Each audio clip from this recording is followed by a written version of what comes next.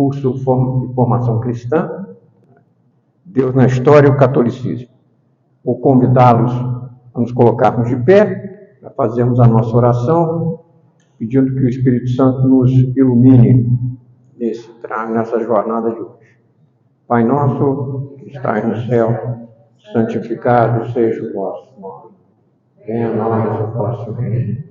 Seja feita a vossa vontade, assim na terra como no céu. O pão nosso de cada dia nos dai hoje. Perdoai as nossas ofensas, assim como nós perdoamos a quem nos tem ofendido. Não nos deixeis cair em tentação, mas livrai-nos do mal. Amém. Eu tomando então as palavras iniciais de boas-vindas, agradeço a presença de todos. Pretendemos hoje coroar nas melhores condições o nosso trabalho conjunto perante essa plateia seleta e atenta que nos acompanhou até aqui. Hoje, com a quarta palestra do curso, A Salvação. Quarta palestra do curso Deus na História e o Catolicismo. Aqui com a bela tela de Michelangelo, o Juízo Final, que é o painel final da Capela Sistina do Vaticano. Nós vamos ver essa imagem aí por um outro ângulo ao longo da palestra.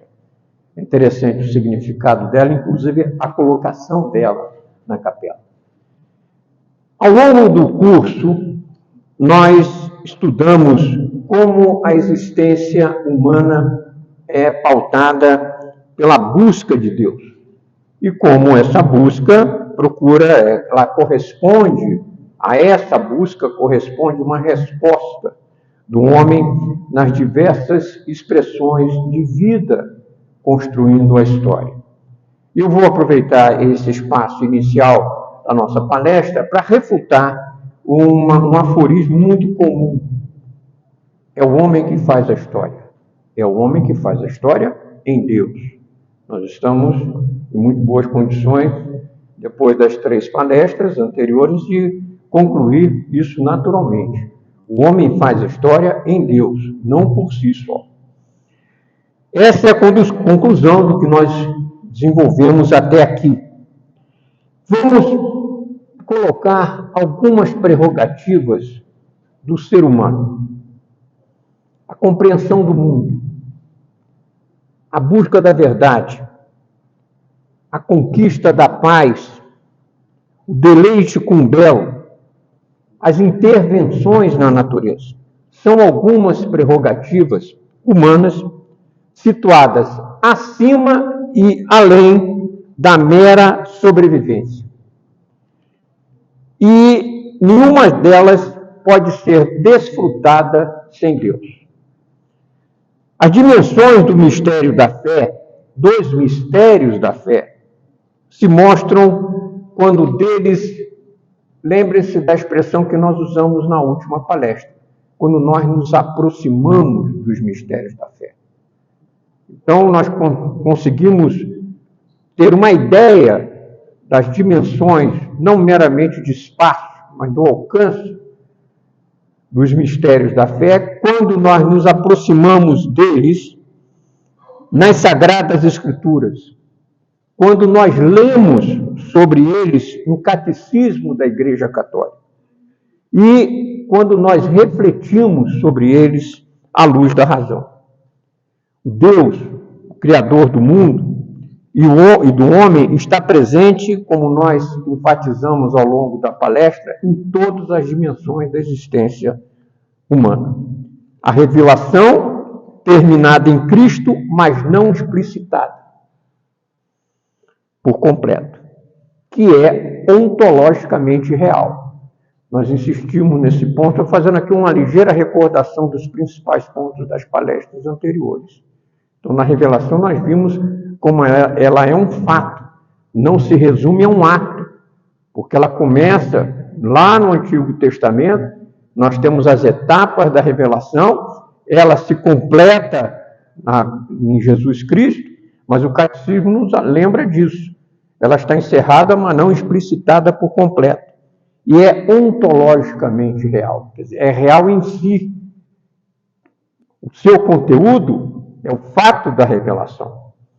E a conversão, o mistério, a última palestra que nós concluímos chamando a atenção que é um mistério que se dá na alma, que é a mais pura expressão da vida cristã. Foram algumas conclusões que nós, aquele esforço pessoal, aquele esforço coletivo de conversão em busca de uma sociedade melhor. Resta-nos hoje compreender como a salvação que consuma os mistérios da fé, na qual se consumam os mistérios da fé, é a lição definitiva da história. É o objetivo da nossa palestra hoje. Vamos ver o próximo slide, por favor. Para nós atingirmos esse objetivo, nós vamos seguir esse caminho. Nós vamos ver os símbolos da fé, as necessidades e meios da salvação. A exemplo do que fizemos nas palestras anteriores, a obra que a grande peça literária, histórica, que nós vamos apresentar é Fausto, de Goethe.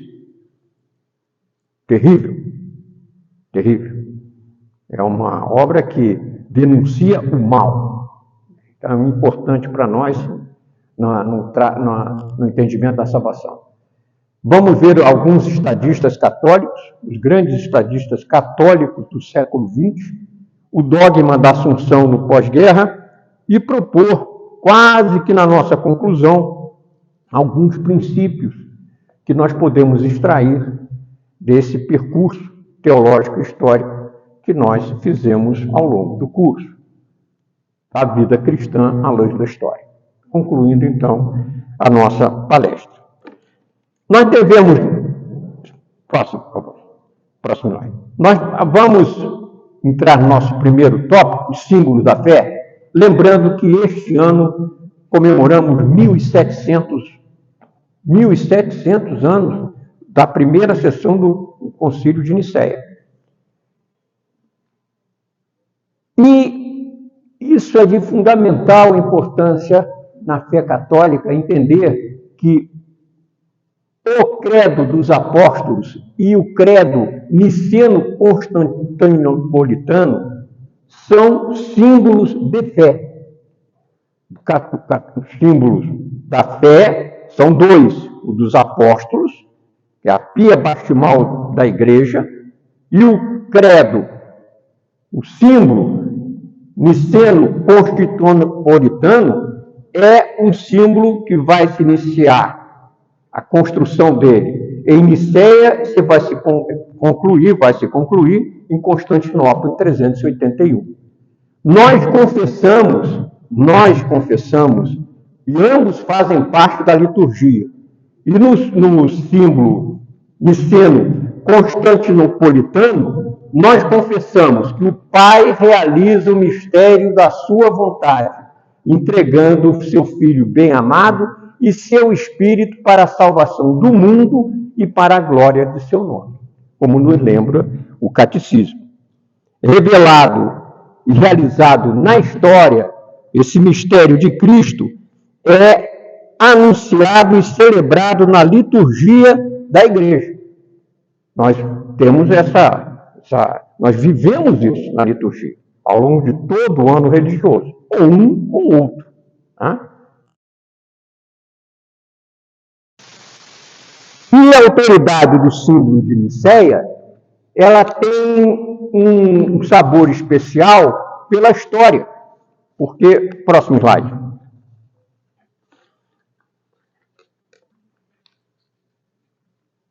O símbolo dos apóstolos é o resumo fiel da fé dos apóstolos, antigo símbolo batismal da Igreja de Roma.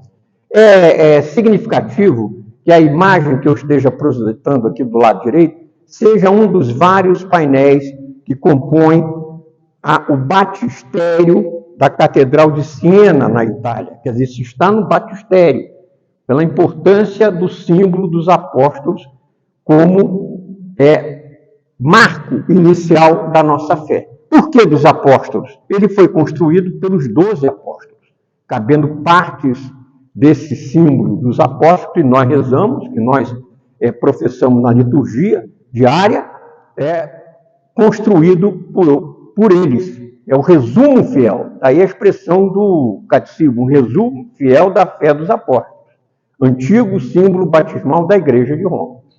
E o símbolo niceno-constantinopolitano, importante esses verbos apontados no catecismo, ele recolhe, ele define e ele proclama a fé na salvação em Jesus Cristo e no Deus único, Pai, Filho e Espírito Santo.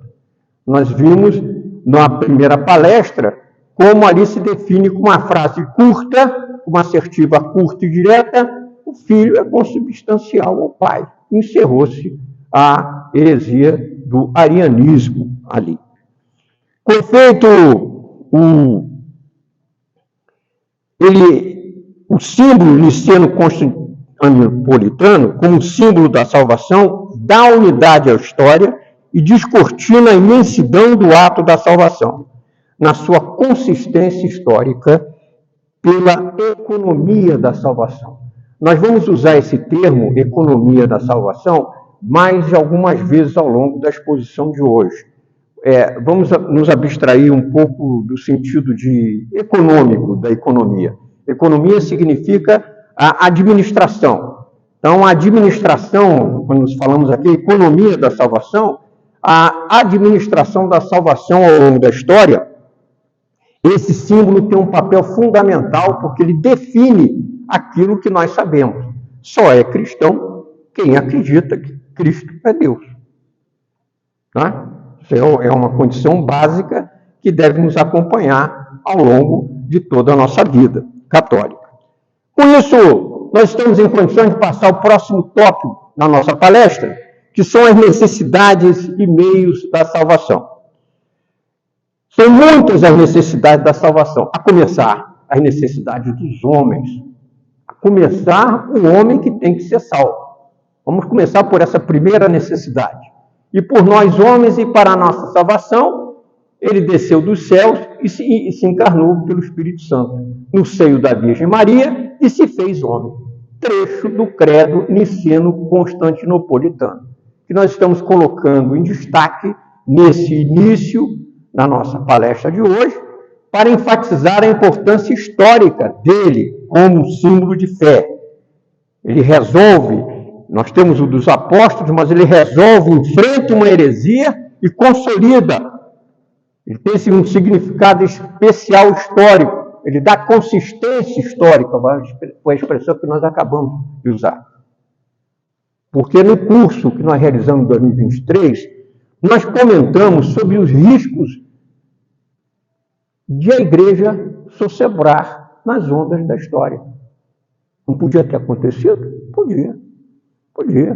Os padres da patrística podiam não ter vencido o paganismo. Muitos descarrilhamentos na história podiam ter acontecido. E nós não estaríamos aqui como cristãos. Então, a dimensão histórica dos grandes atos do catolicismo são objeto também da nossa compreensão sobre a fé católica, que é o que nós estamos procurando oferecer às senhoras e senhores ao longo do nosso curso. Então, o credo tem uma importância teológica, litúrgica, que todos nós conhecemos no nosso dia a dia de católicos, mas é importante que nós ativemos, nos mantenhamos bem conscientes do papel histórico que ele tem para todos nós. Então, lembrando esse trecho do credo, nós vamos agora entrar nas necessidades da salvação. No próximo slide, por favor.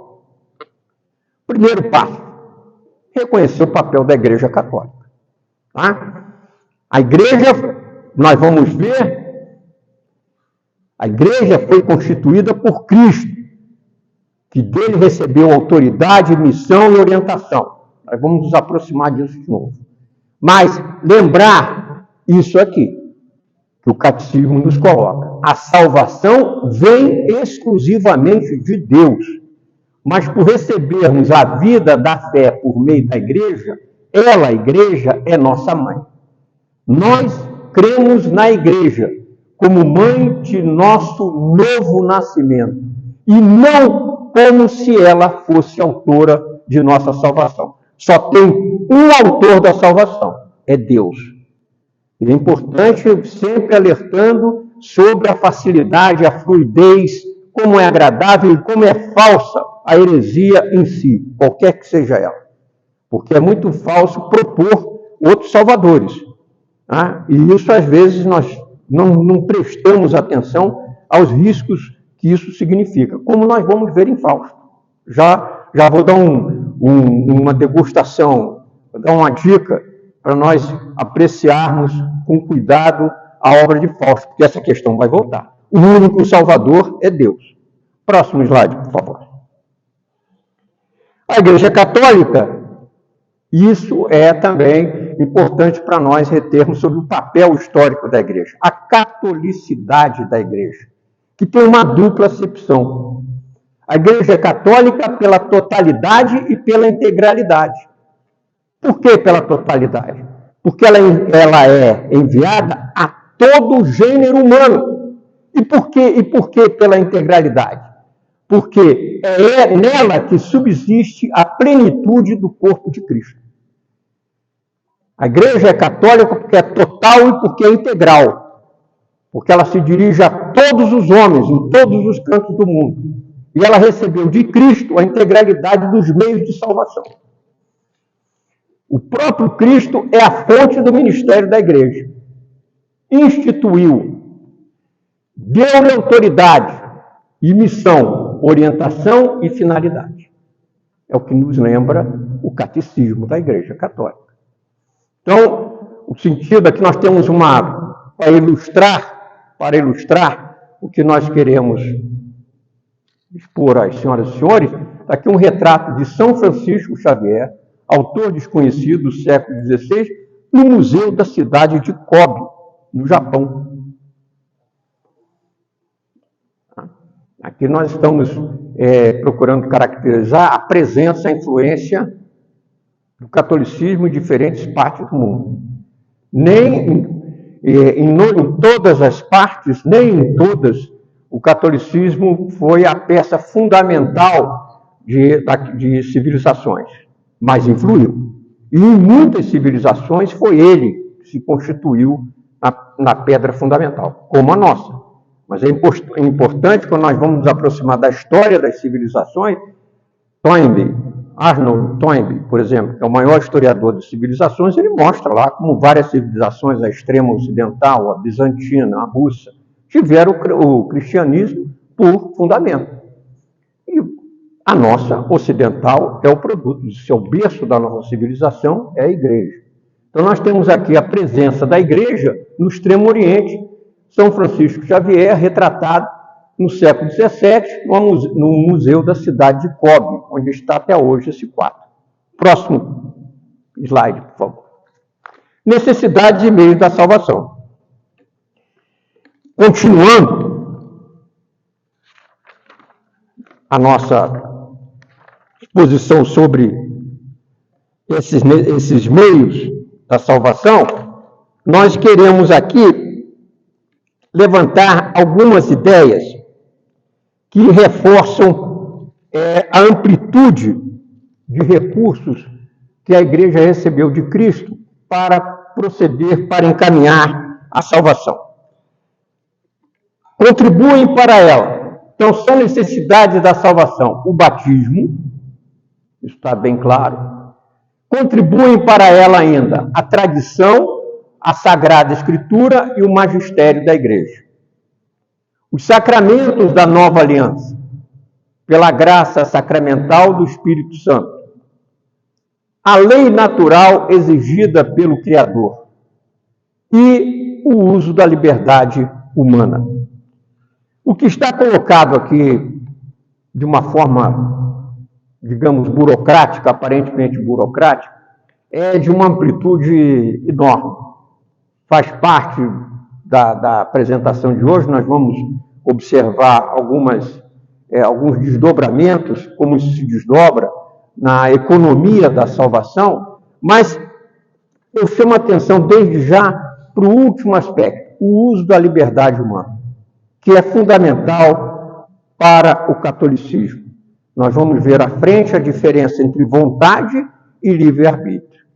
E como o livre-arbítrio se liberta da vontade para que a gente desfrute a liberdade. Tem uma expressão mais simples, mundana, digamos, profana, que pode nos ajudar nisso. Só existe moral onde existe liberdade. Tá? E a nossa fé e a teologia católica vai muito mais fundo nisso, quando ela já nos alerta como necessidade da salvação é que as pessoas sejam livres. Nós vamos nos aproximar disso mais à frente. Só estou procurando iluminar um ponto ou outro.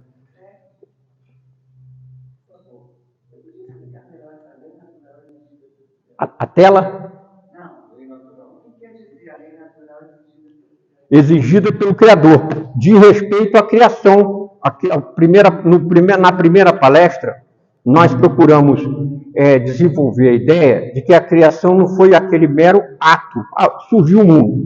Aquela discussão sobre cosmologia, sobre cosmogonia, tem uma narrativa, tem uma explicação científica, é mais do que aquilo. Nós procuramos concluir naquela primeira palestra mostrando que a criação deixa uma marca em nós. Lembra, eu não sei se eu vou procurar aqui, vamos procurar nos lembrar, que eu falei nas etapas. Depois, nas etapas, tá? Como na revelação, eu comentei como as etapas Deus nos preparou para conhecer a revelação. E veio lá do Antigo Testamento, né, naquela teofania judaica, Deus aparecia e desaparecia. Deus aparecia e desaparecia. Os gregos procurando encontrar Deus, não conseguiam. E quando isso, as duas coisas se juntam no cristianismo, nós temos aquela questão da arquitetura do mundo e da narrativa do mundo se juntando no Antigo Testamento. E isso impõe ao homem, nas leis de Moisés, depois eu expliquei aquelas duas questões da lei natural e da lei revelada, que isso deixa uma marca em nós. Então a criação não é apenas um ato, digamos assim, de surgimento do mundo, ou não é um ato apenas de surgimento do homem, de criação do homem.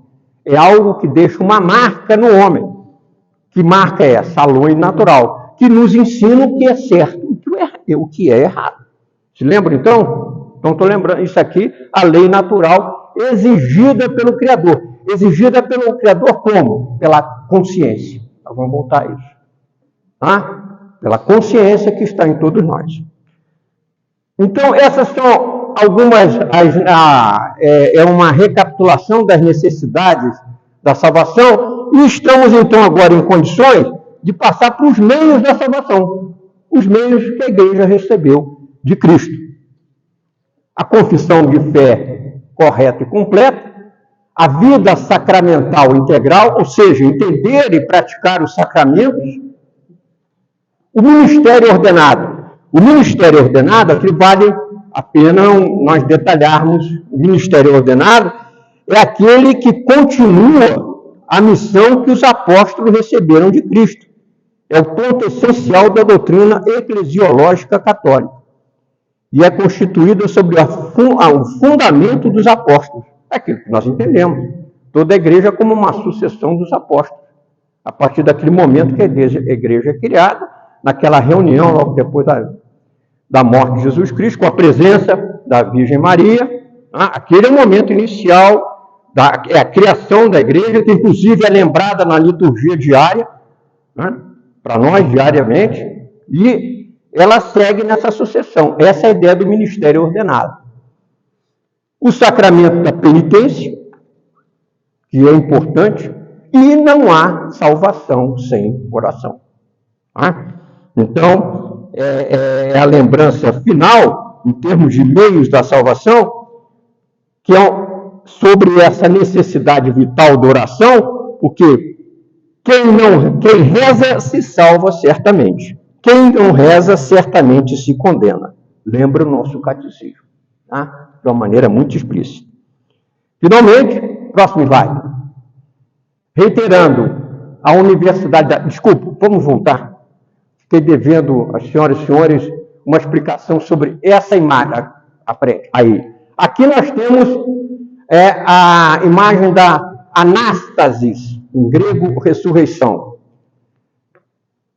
São as letras Chi e Rho, é o Chi e Rho, são as primeiras letras de Cristo em grego.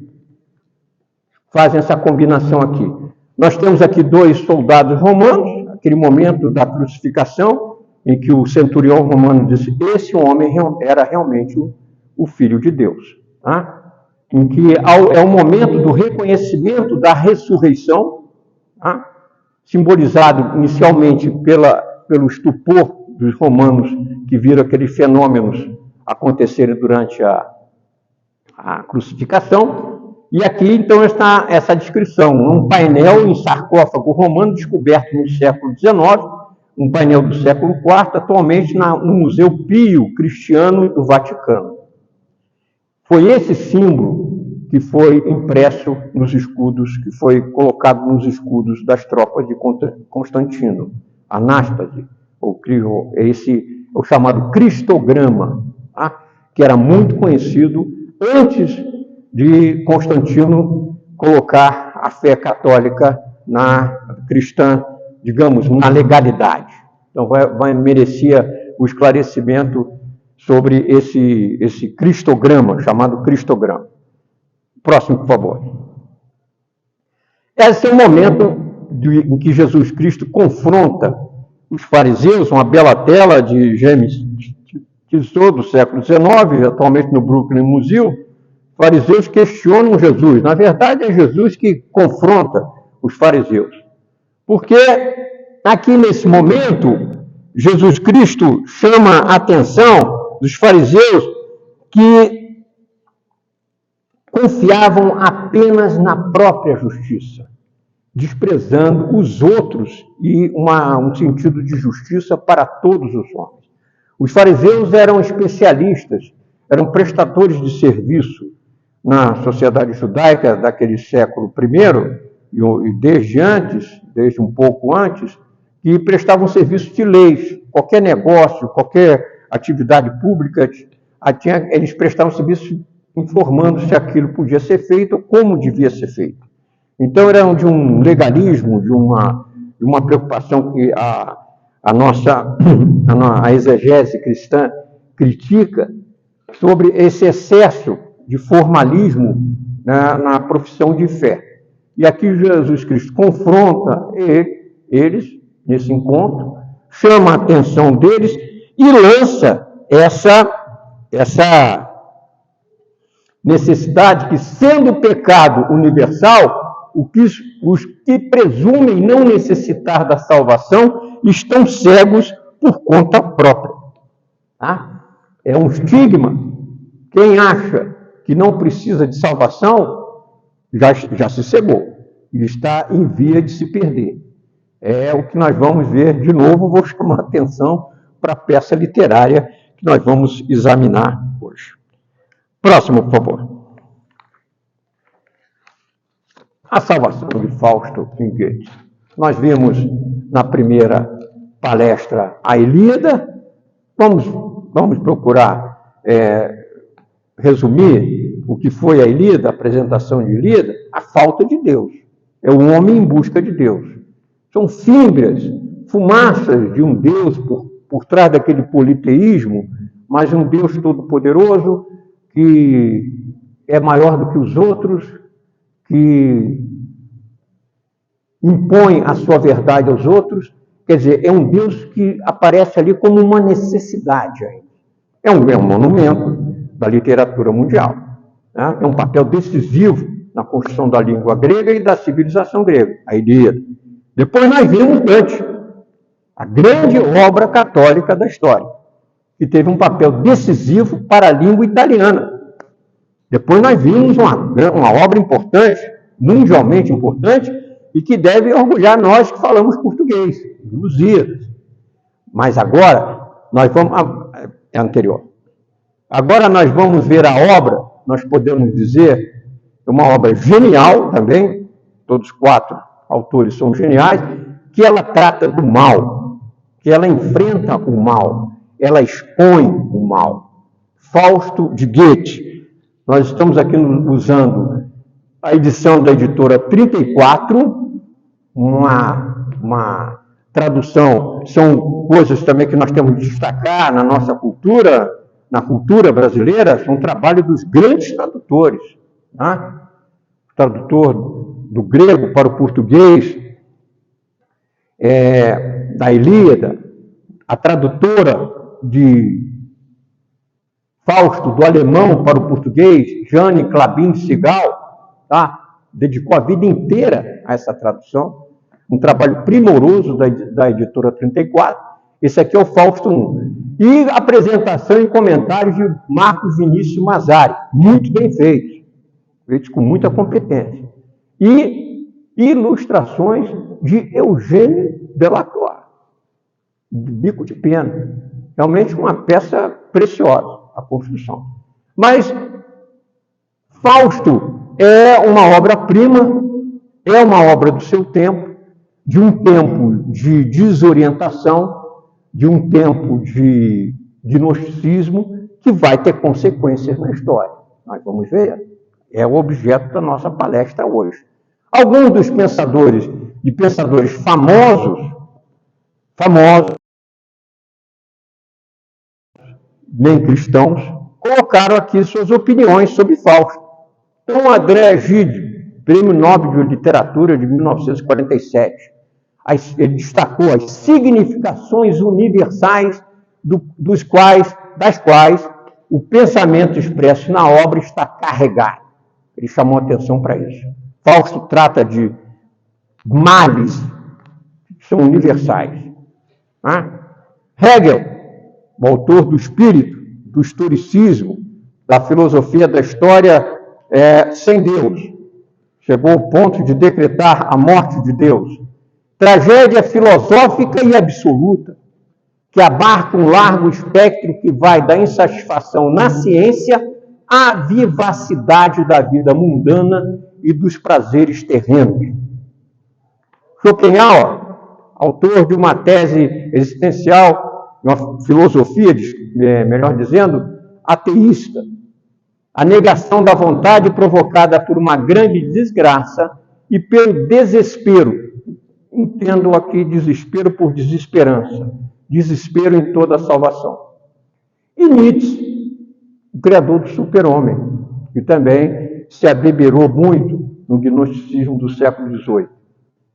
A imagem mais elevada do homem russoniano, proveniente de Rousseau, pelo menos quanto se podia representar sua ardente fome de vida, sua insatisfação e nostalgia, seu envolvimento com os demônios do coração.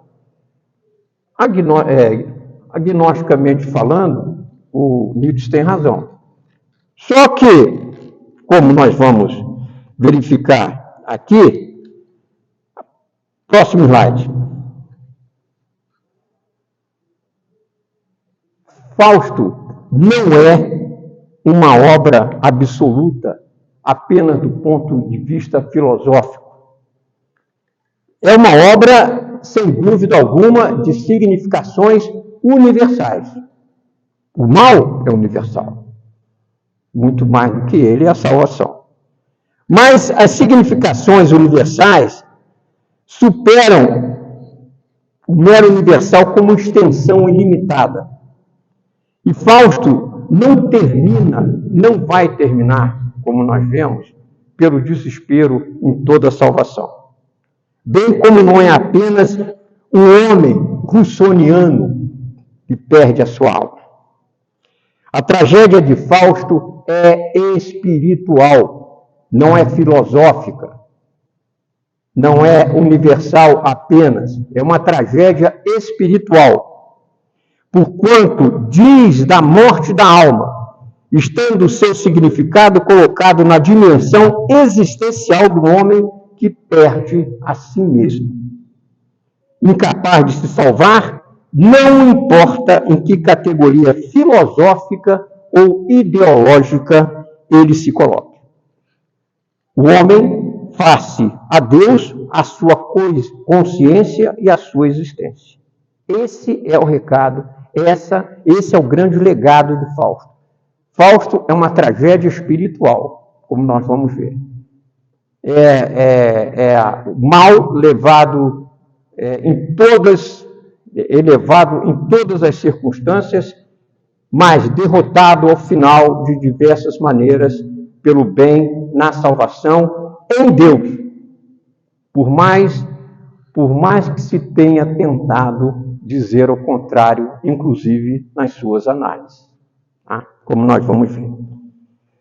Fausto de Goethe, estamos falando sobre a obra. Fausto de Goethe desenvolve uma antiga temática do pacto entre o homem e o diabo. Se bem que o nosso diabo aqui em questão, Mefistófeles, que em grego significa o destruidor do bem, é um diabo numa escalazinha menor. Não é o Lúcifer, é um demônio, né, que se aproxima de um homem vaidoso, de um homem ensimesmado no seu pretenso saber, né, de um homem desesperado por fama, por reconhecimento, por riqueza, por sensualidade, um intelectual chamado Dr. Fausto. Essa obra gira em torno do famoso pacto com o demônio. Tá? O Dr. Fausto vai assinar um pacto com o demônio, prometendo se entregar a ele, a sua alma a ele, depois de morto, em troca de prazeres nessa vida que ele vai viver até os 100 anos. Tá? Na história de Fausto, ele chega aos 100 anos. Estou me cuidando para não antecipar o filme. Eu tenho que deixar a coisa para o final, para o melhor da história.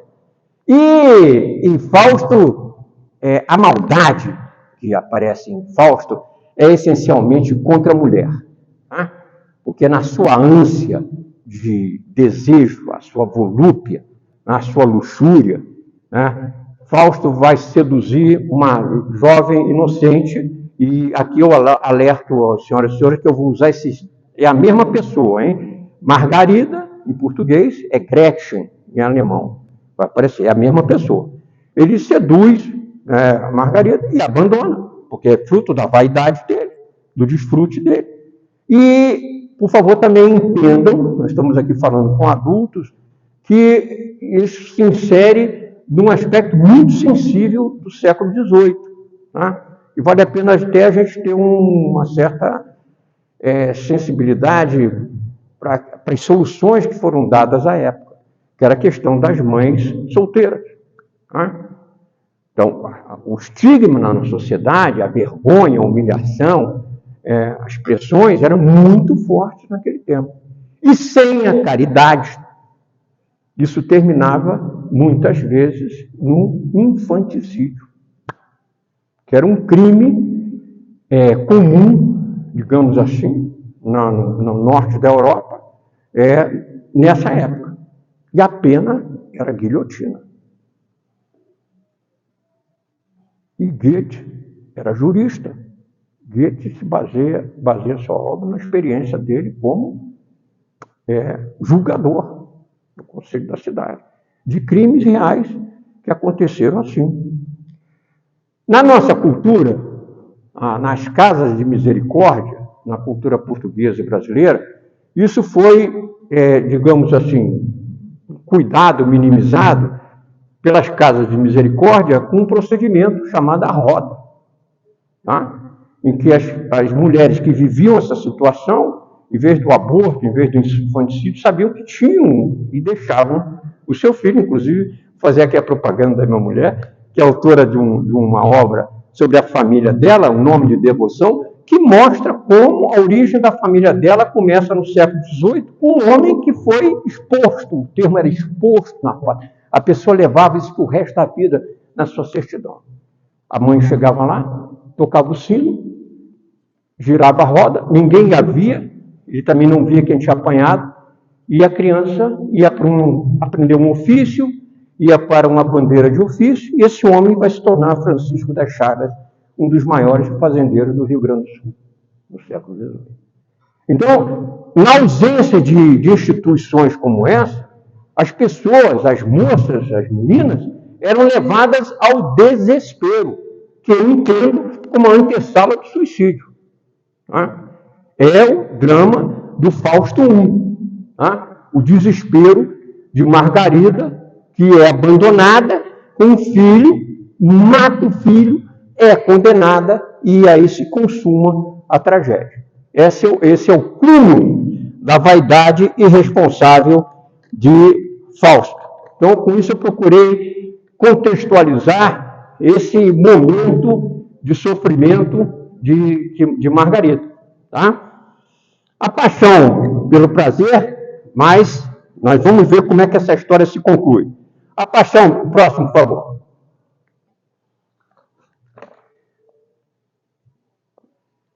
A paixão pelo prazer de Fausto, tá? Aqui, depois de vários sinais fantásticos que começam a acontecer no escritório, finalmente, Mefistófeles toma a forma de um cachorro, sombras, ruídos, até que finalmente o demônio se revela ao Dr. Fausto.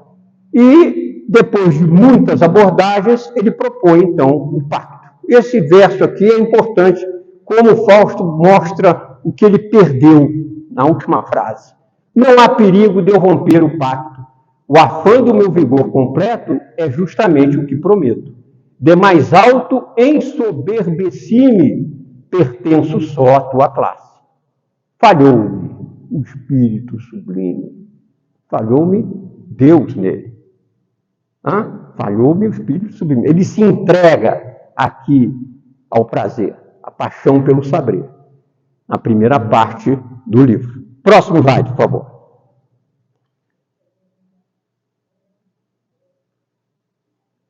Próximo. Nesse momento, Fausto já consumou o seu pacto assinado com o próprio sangue, tá? E aqui nós temos o brinde à liberdade ao vinho anterior. O que o Mefistófeles promete ao Dr. Fausto é uma viagem aos paralelos. Né? O demônio não levou Cristo, não tentou Cristo de todas as formas. Da mesma forma, Mefistófeles faz um demônio de uma escala menor, faz com o nosso Dr. Fausto. Promete a ele a viagem ao pequeno mundo e ao grande mundo, que é o Fausto II. O pequeno mundo dos prazeres mundanos, das mesquinharias, das vaidades, das sensualidades que ele quer experimentar a todo custo. Sair da estreiteza do seu escritório e alcançar fama, riqueza, de toda forma. Aqui na taberna em Auerbach, em Leipzig, é construído esse momento pelo poeta, que eles estão apreciando os acontecimentos da Revolução Francesa. Porque, da mesma forma que Dante deu um show de erudição, tá? Na Divina Comédia, o Goethe quer fazer isso. Tá? Ele quer dar uma demonstração de erudição e, além disso, ele faz uma análise crítica dos acontecimentos daquele momento do século XVIII, que o mundo estava virando de cabeça, de perna para o ar. Muito pior do que hoje. Tem nem comparação. Decretaram a morte de Deus. E Revolução Francesa. 20 anos de guerra mundial. Decapitação do rei e da rainha da França. Tá? O anticlericalismo varrendo o mundo de diversas formas. E toda uma construção de filosofia que, pela primeira vez na história da civilização ocidental, afastava Deus. Não ia ficar barata essa história. Como não ficou. Como nós vamos ver nessa palestra ainda. Esse é o momento. E aqui, então, eles comentam, os amigos de Fausto e os convidados de Mefistófeles, bebendo nessa taverna, eles comentam, festejam os acontecimentos da Revolução Francesa, as depredações, as mortes, os incêndios, as invasões dos templos, tudo isso a título de saudar a liberdade. E aqui o nosso Mefistófeles comenta quisera eu esvaziar um copo à liberdade, mas ele menospreza os seus companheiros de taberna. Não fosse o vinho aqui de tão má qualidade. Isso ele induz a mostrar. O que ele quer mostrar aqui? Fausto, eu tenho muito mais para te mostrar. Não é só isso. Isso aqui é o pequeno mundo. Né? Eu vou te levar a outros caminhos. Próximo slide, por favor. Aqui nós temos um momento da arrogância intelectual de Fausto. Ele está traduzindo a Bíblia para o alemão, no seu quarto de trabalho. Palavras aqui do Dr. Fausto. Escrito está, era no início o verbo. Começo apenas e já me exacerbo. Como hei de ao verbo dar tão alto apreço? O verbo, Cristo, Deus. Ele se dando ao direito de reescrever, porque quando nós fazemos uma tradução, a tradução é uma outra obra, baseada numa obra, num idioma original, mas quem traduz sabe disso. Você está produzindo praticamente uma outra obra, o que me impõe uma responsabilidade muito grande. Então, aqui é importante nós explorarmos a irresponsabilidade de Fausto. Está escrito que era o início o verbo, começa apenas me exacerba. Como hei de dar ao verbo tão alto apreço? De outra interpretação careço. Se o Espírito me deixa esclarecido, escrito está. No início era o sentido, não é mais o verbo, era o sentido. Pesa a linha inicial com calma plena. Ele para de escrever. Não se apressure a tua pena. Para, e disse, não vou me apressar. É o sentido, então, que tudo opera e cria? Vamos nos lembrar de Dante. Qual é o momento da revelação que Dante atinge? Ele entende que é a esfera, é o amor que faz todas as esferas virarem no paraíso.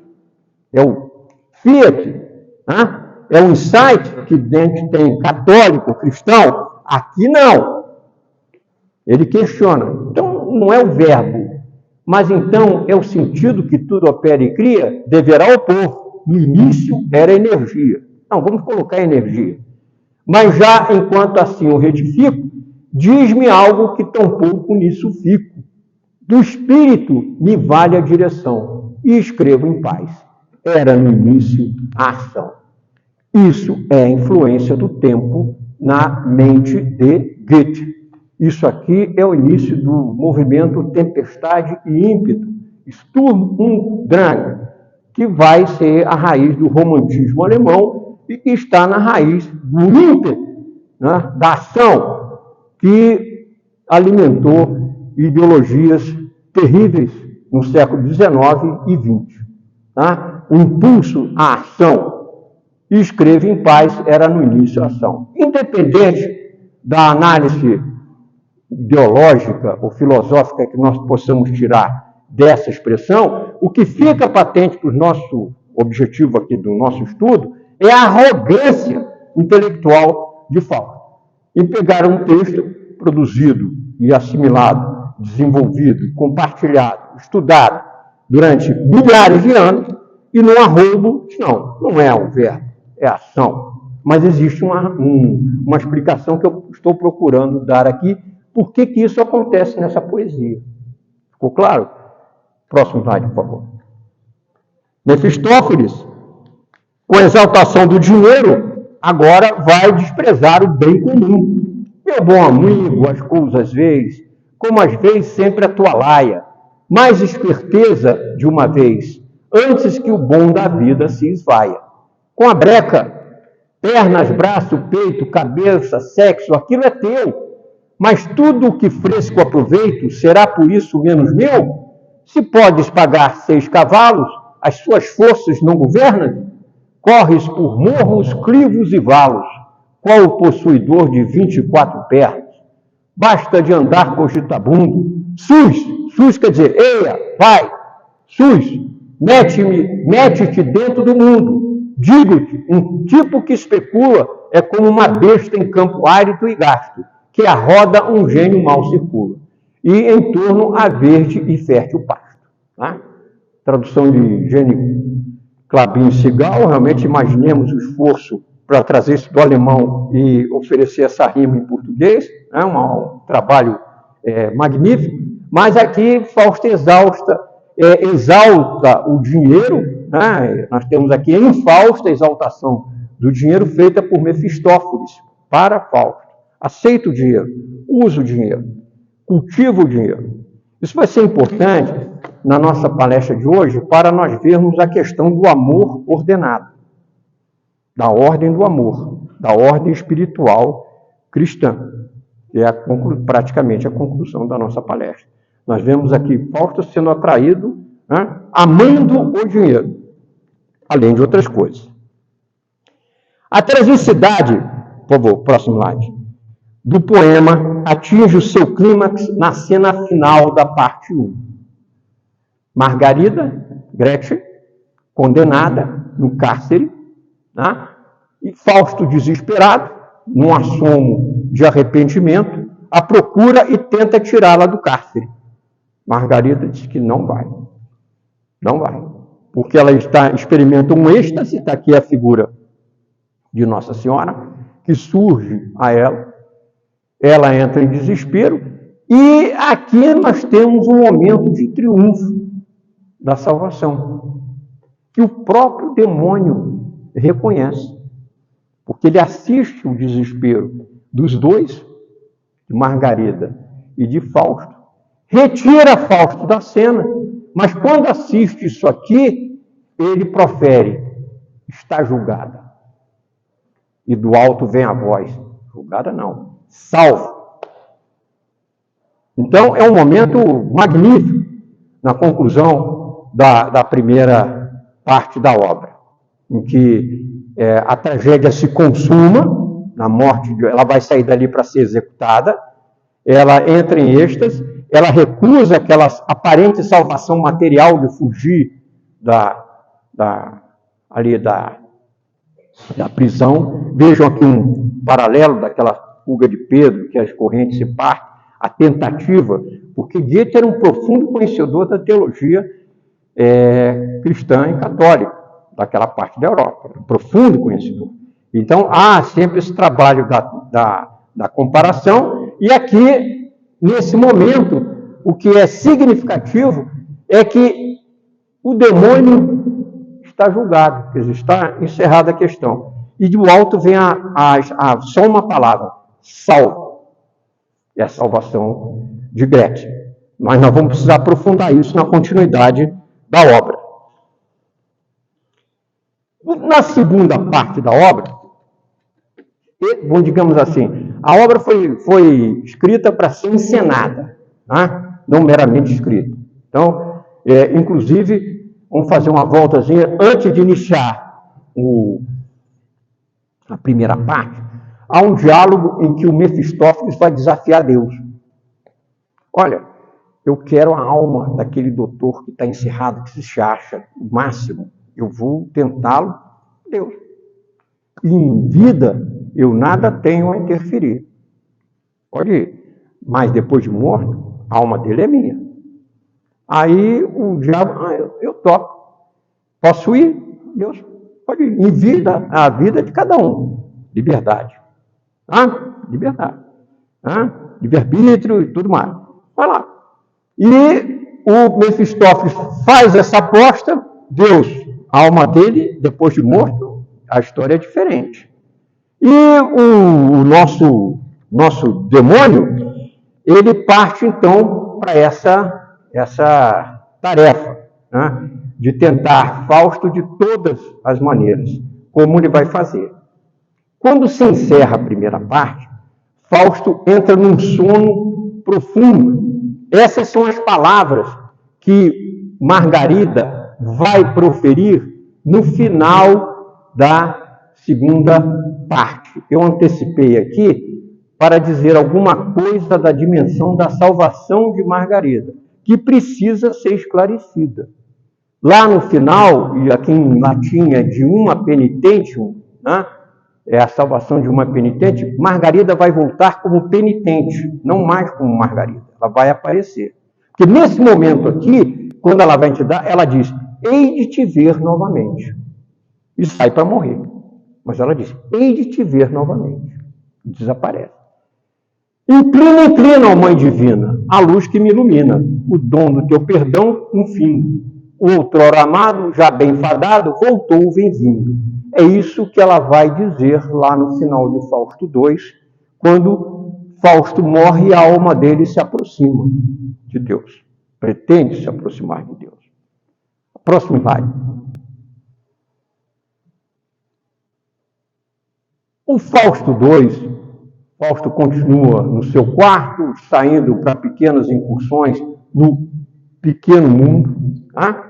que Mefistófeles anuncia a ele, revela a ele, da sedução, do prazer, dos cavalos.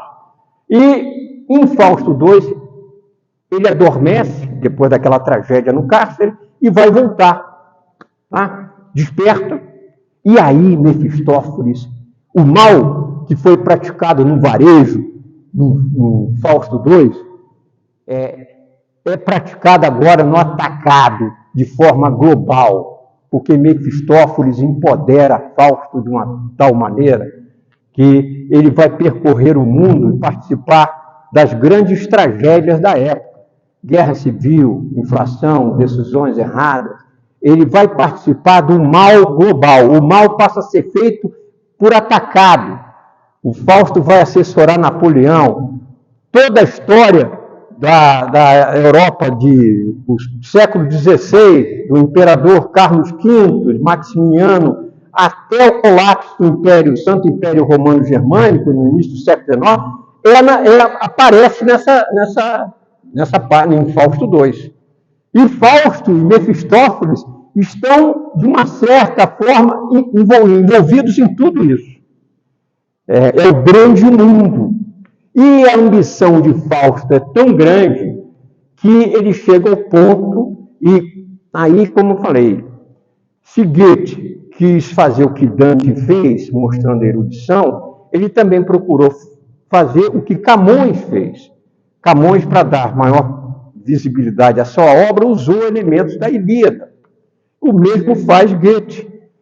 Ele, de uma maneira fantástica, ele traz elementos da Grécia arcaica, mitológica, ao século XVIII. E quem que agora Fausto quer conquistar? Quem? Nada mais, nada menos do que a mulher mais bonita da história, a responsável pela guerra de Troia, Helena. Então, esse é o poema dirigido por Fausto a Helena de Troia. É uma criação fantástica, para mostrar o alcance, né, da ambição e da luxúria de Fausto. Forma em todo então perfeito. Minha és, sou teu, do enlace. Nos vincula o liame estreito, para sempre perdurar-se. Porque aqui ele sabe que tudo isso que ele está vivendo é fruto de um pacto que vai ter um final. Tá? Mas é um exemplo notável, na segunda parte, da falta de limites da ambição humana, por causa daquilo que ele diz lá no início. Falhou-me o sublime espírito. E aí ele se lança nessa ambição sem limites. Próximo slide, por favor. Porém, aqui nós temos um trecho que culmina praticamente a obra. Eu vou lê-lo, comentá-lo, mas nós vamos nos deter com um pouquinho mais de cuidado aqui. Em meio ao coro transcendente é a aparição de Fausto Fausto se aproximando da salvação, de Margarida. Em meio ao coro transcendente, de si mal tem ciência o ente novo. Fausto morreu. A alma dele se eleva na direção da salvação. A vida eterna mal pressente, já se assemelha ao santo povo. Vê como todo nó terreno despeja com a matéria humana e das etéreas vestes pleno vigor da juventude humana. Concede-me, Margarida pedindo, concede-me orientar-lhe a espera, cega-o ainda a nova luz que o banha. A alma de Fausto se aproxima da revelação, da salvação, mas a salvação não se consuma. Quem salva é Margarida? É? Quem salva é Deus. E aqui, vamos fazer um parênteses histórico para entender por que isso é colocado dessa maneira estranha à luz da fé católica, porque Goethe, o poeta, o autor, é um homem do seu tempo. É um homem daquele momento de desordem espiritual, de iluminismo sem Deus. E Goethe, que produziu o Fausto I, não sabia se o Fausto II ia ter sucesso e ia ser aceito. Quando Goethe se entrega à redação de Fausto II, Goethe está perdido no espírito do seu tempo. Que espírito de tempo é esse? De uma Alemanha dividida, profundamente dividida, religiosamente, definitivamente dividida em termos políticos e espiritualmente. Esse é um produto de uma desordem espiritual naquele momento, naquele país. Goethe é um homem do seu tempo e do seu espaço. Poucas pessoas têm condições, ao longo da vida, de se superar, de se colocar acima e além disso, o tempo inteiro. Então, é a limitação que aqui aparece. Por quê? Porque nós vamos ver nesse poema, nesse trecho, que Fausto ele apenas se assemelha ao santo povo. Ele não tem ciência, mal tem ciência de si. E ele se aproxima cego. Lembre-se do mito da caverna. Ele está cego ainda perante a luz que o ilumina. Então vem a grande pergunta: como que alguém, que até o fim da vida, chega aos 100 anos, em nenhum momento se arrepende, para a remissão dos seus pecados, e depois de morto, pela intercessão de uma sua vítima, vai se salvar? Isso fica sugerido por quê? Porque o século XVIII é também um século de resgate de antigas heresias. E havia uma heresia, uma forma de pensamento, que foi condenado pela Igreja Católica, que se chama origenismo, de Orígenes. E essa doutrina pregava 3 ou 4 mundos intermediários, aos quais as almas e todos os homens voltariam em círculos sucessivos. Isso é a teoria do eterno retorno dos epicuristas, contrária à nossa visão da história de evolução a caminho da salvação. Essa doutrina de Orígenes, lá da patrística, que foi condenada pela Igreja, como o estoicismo, como o epicurismo, a partir do século XVI, ela vai voltar na Europa. E nós vemos aqui o Goethe se abeberá dela, aparentemente. Por quê? Porque nós não vamos ver, nós vamos ver essa aproximação de Fausto, da salvação, mas não vamos ver a salvação de Fausto se consumar em lugar algum. E aí Goethe é brilhante. Ele perdido, também ele, na dúvida sobre o sucesso, do esforço de toda a sua vida, Fausto foram 60 anos, foi escrito ao longo de 60 anos, toda a vida do maior poeta da língua alemã. Então, nesse momento, Goethe é brilhante, porque ele revela a verdade da salvação na incompletude da salvação de Fausto. A salvação de Fausto não tem como se completar. Falta alguma coisa. Não é a deusa que ele sugere existir na Virgem Maria, que não é deusa, é a mãe de Deus, que vai salvar Fausto. Muito menos Margarida, que é uma intercessora. que foi salva sim, isso está evidente. Por quê? Porque ela quis, porque antes de querer, ela se arrependeu, porque antes disso, ela foi salva pelo êxtase de arrependimento que ela viveu. Então, uma coisa é Margarida, outra coisa é Fausto. Tá? Muito diferente. E se Fausto se eleva na direção da salvação, Fausto não é salvo. E Goethe realmente é genial, porque ele resolve esse dilema que ele viveu, caracterizando a incompletude da salvação de Fausto, que para nós define a verdade do que é salvação. Com isso, nós podemos encerrar a análise de Fausto, deixando a marca na história que isso produziu. Porque Fausto sofreu diversas análises, inclusive político-ideológicas. Né? Esse drama ele é tão conturbado, ele envolve emoções pessoais, paixões políticas, mal em grande escala, que ele vai suscitar diversas análises, que não é nossa preocupação aqui. Para nós, o importante é nós analisarmos Fausto como um marco praticamente que confirma na literatura mundial o papel da fé católica na história. Nós vemos aqui uma construção genial, um dos períodos mais conturbados da história do homem, que é a nossa atualidade, hein? Isso que nós estamos falando aqui é o nosso momento, como o Papa João Paulo lembrou no século passado. São 300 anos de uma cultura de contestação à igreja, de contestação do papel da igreja, da fé e de tudo que ela representa. É o momento que nós estamos vivendo. Que isso que nos interessa extrair aqui de Fausto. Próximo slide. E aí está na hora de ver as consequências, né? Como diria o barão Acácio, né? Danada é que as consequências vêm depois. Elas viessem antes, mas elas vêm os estadistas católicos.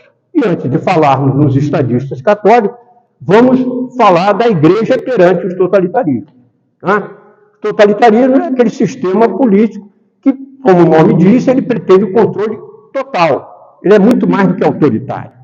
Né? Ele quer o controle dos clubes, do pensamento, da opinião, de todas as expressões de vida, inclusive a religião. Então, as características do totalitarismo, Hannah Arendt, nós gostamos de citar essa filósofa política aqui, nas nossas apresentações, ela lembra 3 características comuns ao nazismo, ao comunismo e ao fascismo. Emprego das massas, trabalho das massas. Então, o totalitarismo precisa das massas para controlar a sociedade. O súdito perfeito é aquele que não pensa. Né? Por isso que o mal é banal. Né? Ele é feito por pessoas medíocres, vazias de qualquer coisa. O súdito perfeito é aquele que não pensa, que está na massa. Atração pelo mal. Isso é patológico no totalitarismo. Os nazistas sabiam que o mal atrai. O mal é como se fosse uma joia. Ele emana poder, ele intimida, ele atemoriza. Tá? Então, ele valoriza a ação do mal em si. Tá? E os bolchevistas também diziam que os padrões morais da burguesia não se aplicavam à revolução bolchevista. E a força bruta. A força bruta. São 3 características. O emprego da força bruta, das milícias, para espancar, para destruir, para invadir. Né? É o exemplo típico da Alemanha nos anos 30, antes da Segunda Guerra Mundial. Vale a pena nós separarmos aqui, colocarmos a diferença entre totalitarismo e autoritarismo, que foi uma característica desse momento. Muitos católicos, nesses anos 20 e 30, na Europa e mesmo no Brasil, irritados com aquele anticlericalismo, com aquela perda de valores, aquela perda de sentido de vida, aquela contestação sistemática da religião, passaram a professar uma ideia autoritária de Estado, que garantisse uma versão integrista, integral ou integralista, que impusesse normas morais às pessoas para serem seguidas. É o chamado integralismo que caracterizou ditaduras de Salazar, na Franco, na Espanha, foram países que sofreram traumas anticlericais, perseguições à igreja, perda de valores generalizados na sociedade, e essa reação alimentou um autoritarismo que é muito diferente do totalitarismo. Mas é a marca desse tempo. É a marca desse tempo. A versão de vida política, liberal, democrática, das democracias ocidentais, entrou em declínio. O que estava dando certo? A União Soviética, que só apareciam os resultados que ela queria que aparecesse. Precisou um George Orwell depois ir lá e escrever o que estava acontecendo na verdade. E o único país que saiu da recessão de 29 foi a Alemanha nazista, construindo autoestradas, se rearmando, preparando para invadir todo mundo. E superou a Grande Depressão. Então, tinham resultados a apresentar. Nesse momento, as ditaduras e o totalitarismo estavam por cima. E no meio do caminho, nós tivemos aqui no Brasil também um Estado Novo em 1937, que era um regime autoritário. Era uma resposta, digamos assim, cambeta, uma má resposta, uma resposta capenga a um grande mal. Sem nenhuma referência ao que está acontecendo hoje. Mas as semelhanças são preocupantes. E aqui nós temos os grandes males da época. O nazismo, o comunismo e o fascismo italiano, que é antessala do que nós queremos apresentar como modelo de estadistas católicos. E é impressionante como isso é escondido. Nós vamos chegar a eles. Vamos antes falar um pouquinho, rapidamente, do nazismo. O nazismo, nós sabemos, Adolf Hitler foi eleito, ele obteve uma maioria de votos em 1933, dentro da crise política alemã, convidado para ser chanceler, aí ele se faz de bonzinho, firma uma concordata com a Igreja Católica, em 1935, a Igreja ficou preocupada. Que conversa é essa aí? De antissemitismo? Que história é? Mas ele firma uma concordata. E a maioria dos bispos alemães, eles acham que a concordata vai ser garantida, porque era uma garantia de respeito à liberdade de culto católica. Mussolini tinha assinado, o grande ídolo do Hitler era Mussolini. O fascismo italiano tinha começado antes, em 22. Até 1929, por força do tumulto do século XVIII e XIX, o Papa vivia isolado no Vaticano. O exército da Itália invadiu o Vaticano. O Papa viveu durante todo esse tempo praticamente proibido de sair da cidade. Então, Mussolini, procurando ganhar pontos junto à população italiana, assinou uma concordata em 1929, criando praticamente, dando existência física ao Estado, que é o Vaticano hoje. Então, esses regimes totalitários estavam alcançando sucessos e se fazendo apresentar como razoáveis, mesmo caso na Alemanha. Logo, ficou claro que não era isso o que ia acontecer. Em 1937, ficou bem claro a essa altura que o regime nazista estava apoiando abortos, estava apoiando a prisão de dissidentes em massa, estava apoiando o assassinato de deficientes mentais. E isso chegou ao conhecimento da Igreja Católica, que a Conferência dos Bispos Alemães se levanta contra aquilo. O grande medo do regime nazista era o arcebispo de Berlim, Preisig, que levantava homilias poderosas. Resposta do regime: processos, multas, processos por imoralidade contra o clero, apropriação de bens da igreja, e a igreja foi sendo coagida a se colocar perante aquilo debaixo do regime nazista. Encíclica papal com divina preocupação, 14 de maio de 1937. O Papa se pronuncia contra o absurdo do nazismo, e duramente. E para não deixar dúvida, 5 dias depois, outra encíclica, Divina Providência, contra o comunismo. Então, no auge do poder dos regimes totalitários, antes deles desencadearem a guerra mundial que desencadearam, os dois, comunismo e nazismo, os dois. Até 1941, Comunismo e nazismo eram aliados. Tá? Os aviões alemães bombardearam Londres com gasolina russa. Racharam a Polônia, todos os países bálticos. Então, antes dos regimes totalitários fazerem o que fizeram no auge do seu poder, a Igreja Católica se colocou contra os dois. Vem a guerra, né? E acontece aquela destruição numa escala nunca vista antes na história. Não foi só a destruição não foi só física, a destruição foi moral. Como eu coloquei aqui na palestra anterior, as pessoas passaram a ser assassinadas industrialmente. Tá? Eu me permito aqui me apresentar como membro da geração Baby Boomer, dos nascidos dos anos 50. Nós recebemos a indignação dos nossos pais em relação ao que aconteceu à guerra. Essa indignação não pode passar. Não pode passar. Esse bastão tem que ser passado. Tá? Então, o que aconteceu ali é inesquecível. O primeiro livro que eu ganhei para ler foi A Ascensão e Queda do Terceiro Reich, tá? De William Shirer. Aliás, um bom documentário na Netflix a respeito dele.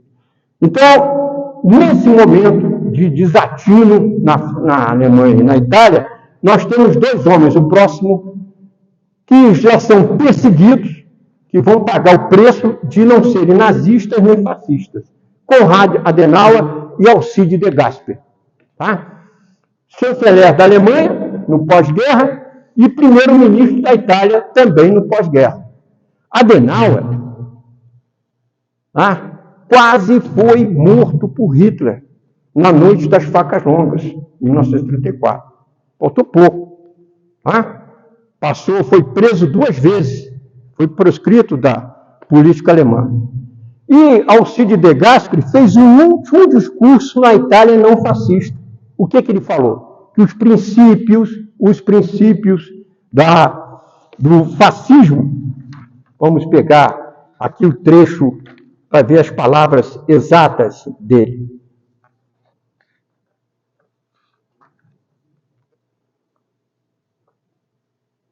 Os princípios teóricos e práticos do fascismo são a antítese do conceito cristão de Estado, que estabelece que os direitos naturais de personalidade, família e sociedade estão acima do Estado. Falou isso, De Gasperi? Cadeia. No ato. De Gasperi saiu da cadeia, salvo pelo Papa Pio XI, que no Tratado de Latrão conseguiu tirar ele da cadeia. Ele trabalhou até 1945 como bibliotecário no Vaticano. Dali saiu para ser o primeiro-ministro da Itália, né? Abrigado sobre a igreja, sobre os cuidados da igreja. Adenauer, o que ele tinha alertado antes? A família se apresentava como unidade social preferencial, o único refúgio confiável contra a invasão totalitária. Com efeito, o nazismo havia varrido da terra famílias judias inteiras, mas ela, a família, não podia ser corrompida nem pervertida, e se reorganizou com notável firmeza, como provou a experiência judia. Adenauer acreditava firmemente numa sociedade na qual a família, enquanto oposição ao partido político nazista e ao seu programa ideológico, era a fonte, era o ponto de partida para a restauração, a reconstrução da resposta ao mal. E prometeu, em 1949, quando assumiu o cargo de chanceler. Foi o chanceler que mais durou na história política da Alemanha. A ética cristã será a base da comunidade alemã. É impressionante como isso é escondido da opinião pública. Não são cristãos apenas, é importante ser cristão. Nós temos que ser católicos, nunca podemos esquecer que somos cristãos. Mas os dois estadistas são católicos e são os responsáveis pela reinserção de países importantes da Europa na comunidade civilizada das nações. O sucesso de Adenauer é inconfundível. A moeda alemã triplicou de valor. A Alemanha foi perdoada e perdoou a si mesma, vem tentando isso até hoje, graças a ele. É o fundador da democracia alemã e da democracia cristã na Itália, Alcide de Gasperi. Então, nós combinamos a apresentação de estadistas católicos no nosso curso com essas duas figuras, que merecem ser conduzidas. Pai fundador da União Europeia, uma obra de paz. Tá? A União Europeia, não sabemos se ela está preparada para a guerra, que está se apresentando ela agora. Mas ela ganhou o Prêmio Nobel da Paz em 2012, porque foi uma obra de paz. Fundador, Alcide de Gasperi. E o seu grande encaminhador também, Konrad Adenauer. Vamos passar para a próxima palestra? Próxima slide, por favor. Nesse contexto de pós-guerra, a igreja não podia ficar fora disso. Né? Antes da guerra terminar, se chegou à conclusão, né, que havia coisa muito errada. Antes da guerra ser declarada, os países entraram em guerra econômica entre si. Parece que isso está sendo esquecido hoje. Né? Em guerra econômica entre cada um, todo mundo se fechou, todo mundo se protegeu, todo mundo levantou barreiras econômicas, e a guerra econômica encaminhou a guerra física. Tá? Então, antes da guerra terminar, começaram os sinais. O que levou a esse estado de coisas?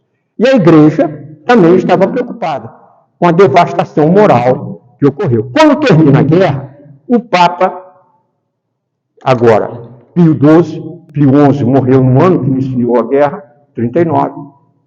Uma das missões mais difíceis já atribuídas a um Papa foi ao Papa Pio XII, conduzir a igreja, cercado praticamente por tropas fascistas e depois alemães em Roma. Né? Ele só vai receber tropas, ele só vai receber libertadores quando as tropas americanas, aliadas, vão assistir à missa no Vaticano depois de Roma liberado. Né? E em 1946, o Vaticano expede uma carta encíclica, né? 1º de maio de 1946, De Pare Virgens Maria, a Virgem Maria, Mãe de Deus, propondo a definição do dogma da Assunção da Bem-aventurada Virgem Maria, que já fora solicitada no Concílio Vaticano I e reiteradamente demandada à Santa Sé entre 1849 e 1940, 100 anos. É o momento que a igreja resolve agir para dar uma resposta a uma humanidade devastada, em vida, material e moralmente. Então, é por isso que a assunção do dogma tem que ser colocado nesse contexto do pós-Segunda Guerra Mundial. Lançada essa carta encíclica, o Papa pôde, então, conduzir estudos teológicos aprofundados e, considerando as respostas dessa carta encíclica, nós temos a Constituição Apostólica, que é um dos documentos mais importantes da Igreja, munificentíssimos Deus, do Papa Pio XII, que é a definição do dogma da Assunção de Nossa Senhora em corpo e alma ao céu. É um documento importantíssimo, como são os documentos da Igreja.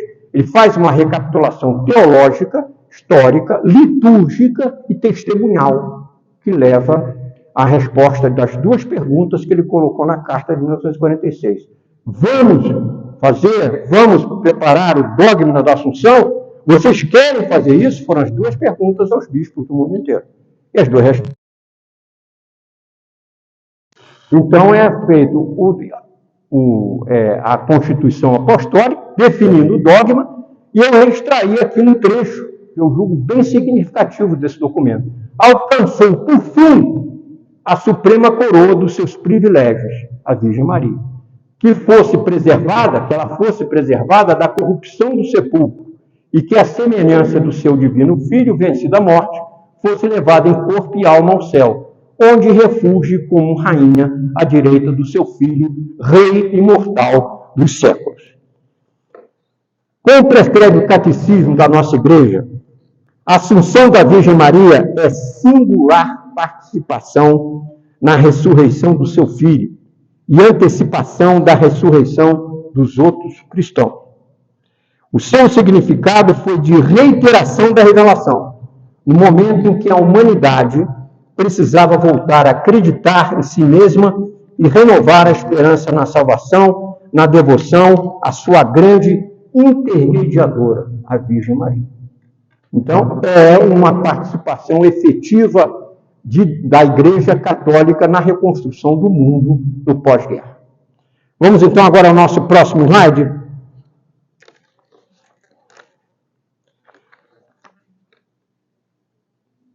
A vida cristã à luz da história. Vamos começar com um rápido comentário, dado o adiantado da hora, sobre o caminho da salvação. E aqui eu estou me valendo da imagem da Capela Sistina, lá no final, aquele painel que eu usei para abrir a nossa palestra. Michelangelo. E aqui são as 371 imagens, se eu não me engano, que compõem o teto da capela e que procuram simbolicamente o quê? Representar o caminho da salvação. E nós escolhemos essa figura também, criada por Santo Agostinho, sobre esse caminho. Uma coisa é ver de um píncaro, é uma linguagem simbólica. Uma coisa é ver de um píncaro a pátria da paz e não encontrar o caminho para ela, gastando esforços vãos por vias inacessíveis entre os ataques e insídias dos desertores fugitivos. Aí ele cria a figura do leão e do dragão como mal. E outra coisa, é alcançar o caminho que para lá conduz, defendido pelos cuidados do general Celeste, onde os que desertaram da milícia do paraíso não podem roubar, pois o evitam como suplício. Aqui está enfatizada a mensagem que para salvar a remissão dos pecados é preciso querer. A graça que nós recebemos, ela advém do arrependimento e da busca da salvação. Vamos verificar que a possibilidade de nós levantarmos ideias sobre esse caminho da salvação. A igreja não se aparta da sua criação, da criação de Deus, porque Deus não se aparta dela. Lá na primeira palestra, nós lembramos a heresia do teísmo, quer dizer, um Deus que criou e disse, o mundo está feito, eu não estou nem aí. Essa não é a nossa fé, não é a nossa verdade.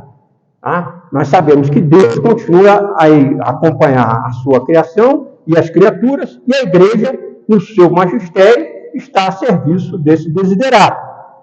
E ela caminha com a humanidade.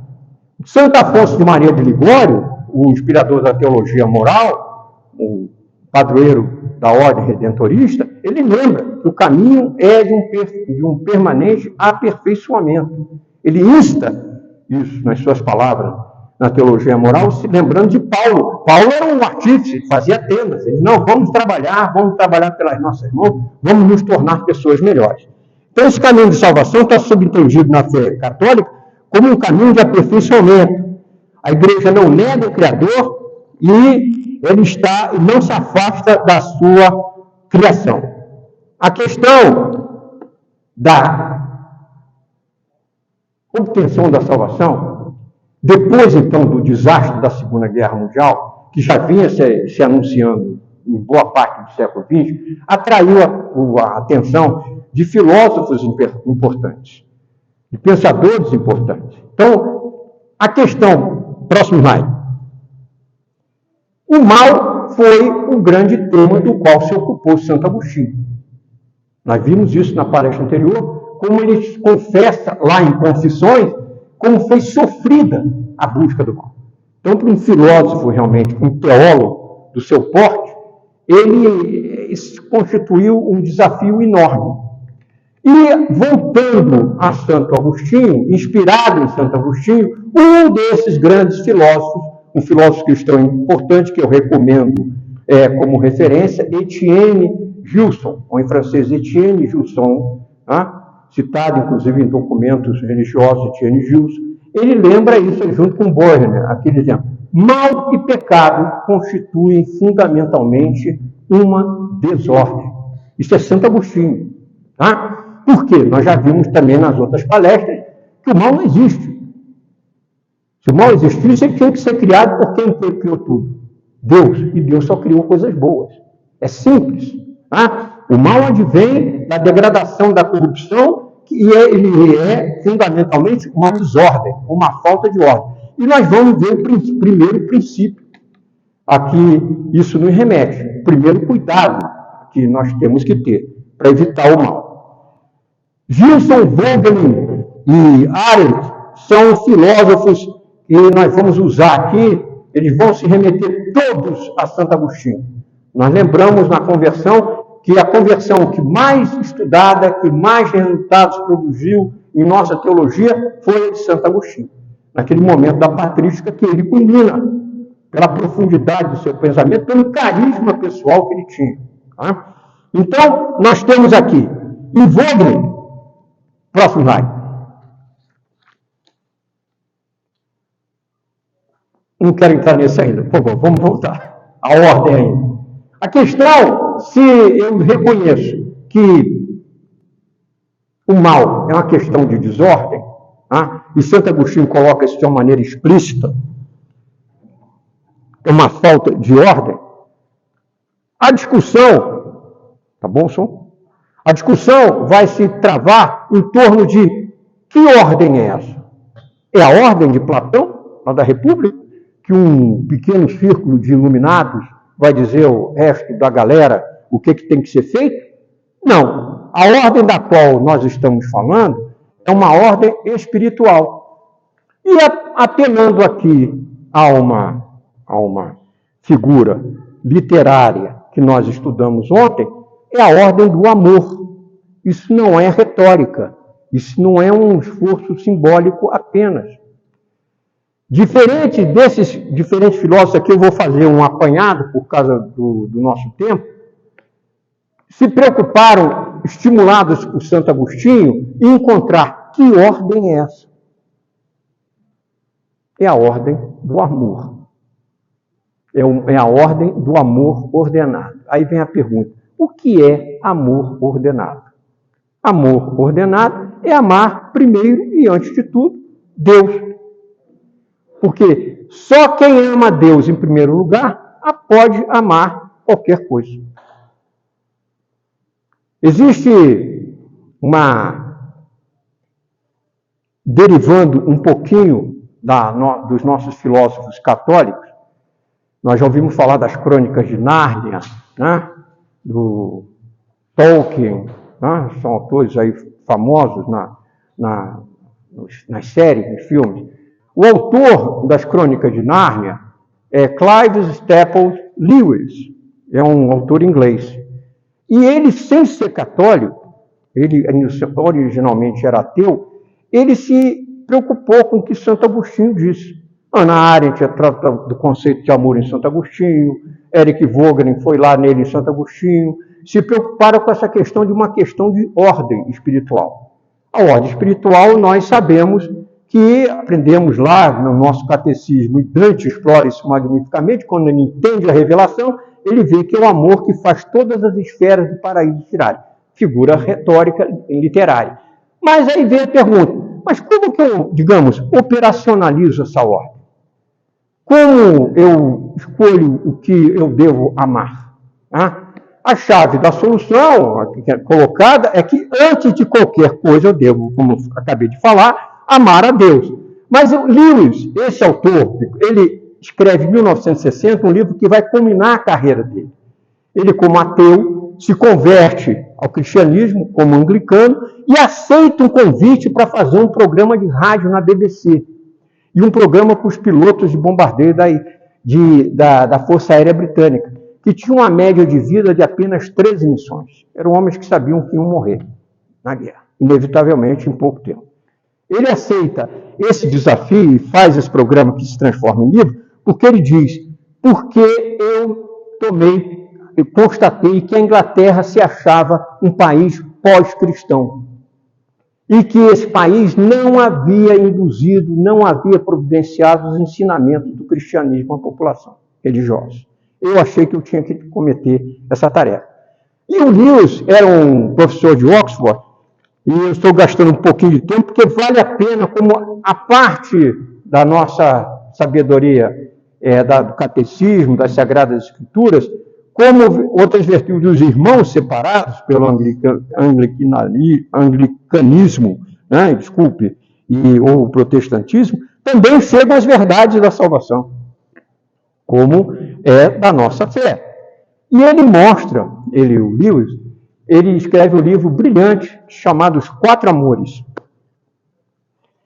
O amor da afeição, né? O mais simples, o amor que só acontece entre as pessoas, da amizade, a paixão do furor, o amor erótico, tá? E o amor a Deus, sincero, pela caridade, que é o amor que permite que tudo aconteça. Nessa explicação que ele coloca na introdução do livro, ele mostra a diferença entre o amor necessidade e o amor dádiva. O amor dádiva é aquele que o pai dá ao filho, dá tudo ao filho. Deus deu a Cristo. E o amor necessidade que acontece em cada um de nós quando nós nos damos conta do nosso isolamento. Nós tomamos consciência da precariedade da nossa existência, se encerrada apenas em nós. Nós temos uma necessidade de amor e de amar. Esse amor-necessidade e o amor-dádiva se combinam e ele desenvolve a tese de que como isso só vai alcançar o amor definitivo, apreciativo em Deus, pela graça, esse entendimento desse amor que tudo torna possível acontecer dentro de nós. A obra de Lewis, ele é um arremate da filosofia de Santo Agostinho, que mostra que nós devemos ter uma ordem estruturada, um amor ordenado em Deus, antes de qualquer coisa, porque aquele que dá ao seu coração que não a Deus é incapaz de se salvar. Esse é o princípio de ordem que nós podemos tirar dessas lições da história. Próximo slide. A liberdade. O poder de agir ou não agir, de fazer isto ou aquilo, é no homem uma força de crescimento e amadurecimento na verdade e na bondade, que só alcança sua perfeição quando ordenada por Deus, nossa bem-aventurança. A liberdade, ela vai nascer do correto entendimento de livre-arbítrio. É a diferença que nós devemos explorar para esse entendimento. A vontade é o arrebatamento, é a vontade individual, é o atendimento do desejo. O livre-arbítrio é o que nos coloca em comunhão, com a nossa consciência, como nós colocamos aqui nas palestras anteriores. Eu tenho consciência do que é certo. Eu, voluntariamente, espontaneamente, procuro fazer o certo. E o próximo slide. O bem comum. Culmina a doutrina agostiniana, estamos falando de Santo Agostinho, da ordem na concepção da moralidade ou da vida feliz, que pressupõe uma vida em comunidade. Não existe vida cristã isolada em si mesma. O eremitismo, há muito tempo, deixou de ser útil à vida cristã. E, finalmente, um quarto princípio, a igualdade. É o princípio de vida que também se extrai das prescrições de uma vida virtuosa, cujo objetivo é, próximo, por favor, é fazer o bem e dar o melhor de si. O que eu quero destacar aqui é a figura do esse homo. Aqui nós temos um retábulo, um painel do Museu Grão Vasco em Viseu, Portugal, e é a figura aqui de cima, uma das mais importantes da iconografia católica. Esse homo, em latim, eis o homem. É o momento em que Cristo, humilhado, espancado, com a coroa de espinhos, é apresentado ao povo para ser julgado. O esse homem mostra o sofrimento de Cristo e é um alerta a todos nós para o respeito à dignidade do homem, de todo homem, que deve ser professado, que deve ser praticado por cada um de nós. Por quê? Porque nós somos a imagem de Deus. Então, a dignidade humana, somos todos iguais nessa dignidade que Deus emprestou ao homem, a igualdade. Por favor, próximo. Com isso, nós podemos concluir esse tópico. Uma vida cristã à luz da história, nós podemos extrair esses princípios. A ordem do amor ordenado em Deus, saber o que deve ser. O amor a Deus é limitado. A todas as outras coisas é condicionado. Ele serve a Deus. O livre-arbítrio libertado pelo amor de Deus, e não a vontade. O bem comum praticado pela prática da virtude, A vida virtuosa é uma busca do bem comum. A vida virtuosa é uma busca de fazer o bem, fazer o bem. E, finalmente, a igualdade na mesma dignidade humana. Temos dúvida sobre o que é ser igual? Nós nos remetemos a Deus que nos criou todos iguais. Tá?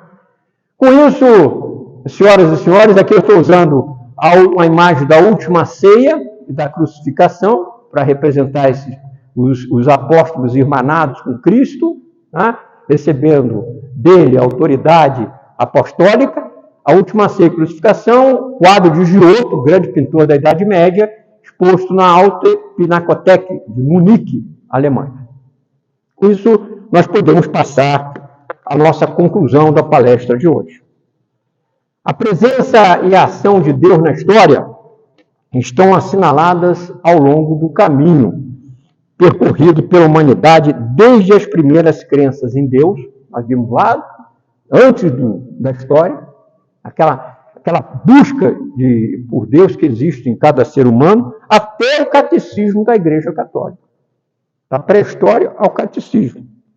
Passando pelas grandes obras da literatura mundial, como nós vimos, Ilíada, Divina Comédia, Lusíadas e agora Fausto, pelos maiores nomes da filosofia antiga e contemporânea, Platão, Santo Agostinho, Vogelin, Hannah Arendt, Eric Vogelin e outros. Gilson, pelas obras de arte, procuramos pontuar como o homem tenta se aproximar de Deus pela beleza. Só é bom o que é belo, e só é belo o que é bom. É a provocação que eu deixo aqui com todos. Tá? Pela descobertas e perplexidade da ciência e pela ação de exemplares homens públicos cristãos, sendo todas essas lições vinculadas aos mistérios da criação, da revelação, da conversão e da salvação, professados nas Sagradas Escrituras. Foi o que o tempo, o nosso espaço nos permitiu oferecer. Nós sabemos que os mistérios da fé são outros, né? Para começar, o mistério de Cristo. Essa é a história do catolicismo, a qual pertence tudo o que foi dito de verdadeiro, como disse São Justino. Tá? Tudo que foi dito de verdadeiro nos pertence. Desde tempos imemoriais, cujo legado em construção é a consciência histórica do mistério da fé em Deus, estendida a todas as expressões da existência humana. E aí eu vou me valer de uma colocação que o padre Aleixo fez na introdução ao meu livro História e Conhecimento, na qual ele usa Cícero. Ornada pelos predicados que lhe atribuiu Cícero, a história é testemunha dos tempos, luz da verdade, vida da memória, mestra da vida, mensageira da antiguidade.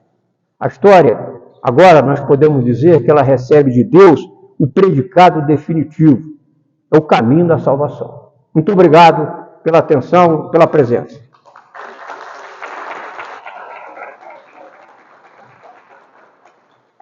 Desculpe um pouco adiantado da hora, mas hoje nós tivemos que desenvolver alguns temas de uma maior complexidade. Alguma pergunta? Alguma colocação? Por favor. Eu já quero saber como é que vai ser a continuação. Eu me coloco aqui à disposição da paróquia, né, quando houver oportunidade, interesse, para eventuais colaborações. Mas eu estimulo a todos a procurarem aqui o contato com o Júnior, com a Franciele, para terem acesso às palestras, aos vídeos, né? E vamos nos esforçar para, dentro de algum tempo, nós temos um texto de apoio publicado aqui com apoio dentro do nosso universo aqui. Só mais uma coisa que me interessa muito, era ter uma orientação de leituras. Não só as grandes obras, né, que foram apresentadas aqui, mas também talvez um caminho. Sim. Sim. Positivo. Eu sugiro, é um compromisso do quem conduz uma palestra, ou escreve, é as referências bibliográficas. Vão estar disponíveis tão logo eu consiga publicar, colocar isso à disposição das senhoras e senhores. Mas eu me arrisco aqui a dar uma primeira resposta. Eu acho que nós somos católicos, envolvidos, engajados, temos um farol. O primeiro é o catecismo.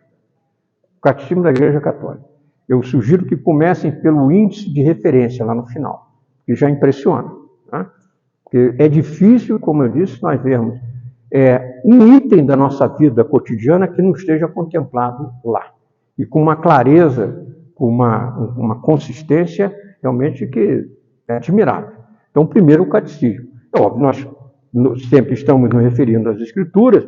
Agora, em termos de conhecimento geral, sobre a nossa filosofia, eu sugiro que tenham em consideração Etienne Gilson, que escreveu a filosofia na Idade Média e a filosofia cristã.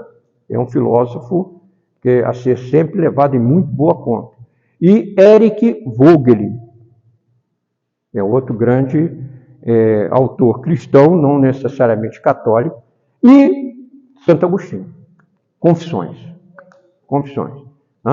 De Magistro, é importante também. Confissões e Cidade de Deus. Se nós nos debruçarmos com calma nesses dois livros dele, nós já vamos nos aproximar em muito boas condições. Principalmente Confissões, que é o livro mais lido de Santo Agostinho. Tá? Mas em breve, se Deus quiser, nós vamos ter essa referência bibliográfica disponível para as senhoras e senhores. Tá bom? Bora. Não tem uma pergunta, na verdade tem várias perguntas, mas agora seguir os vídeos com atenção, com calma, eu queria mesmo parabenizar. Muito obrigado. Muito obrigado. Foi assim uma aula da humanidade. Muito interessante. Quando tiver os gatilhos, as anotações de leitura, e quando realmente esse texto estiver pronto, vai ser uma obra. Eu agradeço os cumprimentos. Nós vamos ter, como eu disse, a oportunidade de compartilhar esse texto, mas eu agradeço, já fiz isso em público nos nossos retiros, eu que agradeço essa comunidade, porque eu não sou teólogo, eu não sou filósofo, eu sou historiador de formação militar, mas preocupado, como acho que qualquer pessoa na minha idade, tem procurar oferecer alguma coisa para o bem da nossa sociedade. Eu abri a minha biblioteca, abri os meus livros, a minha experiência, mas eu sou muito agradecido a essa comunidade que me permitiu, que me ouviu, que me motivou para eu trazer essa contribuição, que foi um grande passo na minha trajetória pessoal, profissional, como historiador, e espiritual, no sentido de partilhar o bem comum. Eu também sou agradecido a vocês todos. E eu, finalmente, coloco à disposição de todos, as senhoras e senhores, o meu e-mail para qualquer pergunta, qualquer sugestão sobre ou dúvida a respeito desse curso, a essa temática. É SP, abreviatura de Sérgio Paulo, M-U-N-Z, Muniz Costa. M-U, Mike, Uniform, November, Índia, Zulu, Muniz. M-U-N-Z, spmunizcosta@gmail.com. Estou à disposição para dirimir eventuais dúvidas a respeito desse. O seu livro, ele é sobre o que? Ele induz a gente, o livro, seu livro? Sim, eu tenho algumas obras publicadas. Né? Eu publiquei um livro pela Universidade Federal do Paraná, Conhecimento e História, prefaciado pelo padre Brande Aleixo, tá? Em que eu abordo a questão do materialismo e do idealismo, que induz a nossa questão religiosa. Mas eu trato ali de conhecimento, essencialmente de conhecimento. Agora, eu pretendo oferecer esse curso nos textos de apoio, junto com o material do primeiro curso, a História da Igreja Católica, também num livro, que ainda está em elaboração. Os outros livros são de ciências políticas e história militar. Na parte religiosa, eu tenho um artigo, como eu disse, publicado pela Revista Brasileira de Filosofia da Religião, da UNB, a respeito da crise moral da polis. no que eu faço a exegese e mostro a exegese, a análise de Platão por esses filósofos cristãos, Eric Vogel e Werner Jager, o autor de Paideia. Foi o trabalho, a colaboração que eu prestei nesse sentido. Tá? Então, por isso que foi importante essa oportunidade aqui para mim, porque eu coligi vários dados, experiência, material que nós colhemos, eu e Maria Tereza, em viagens ao exterior, que nos chamaram a atenção, que mereciam ser compartilhados com todos aqui. Mas eu me digo muito feliz aqui na conclusão desse curso, tenho enfatizado nas minhas redes sociais a plateia, atenta, leal, fiel, presente e muito atenta. Há muito tempo que eu não tinha uma plateia tão atenta. Tá? Desde que eu dei um curso de História Militar para 13 capelães na Academia Militar de Agulhas Negras. Eu nunca tinha visto uma plateia tão atenta. Muito obrigado. Palmas para vocês.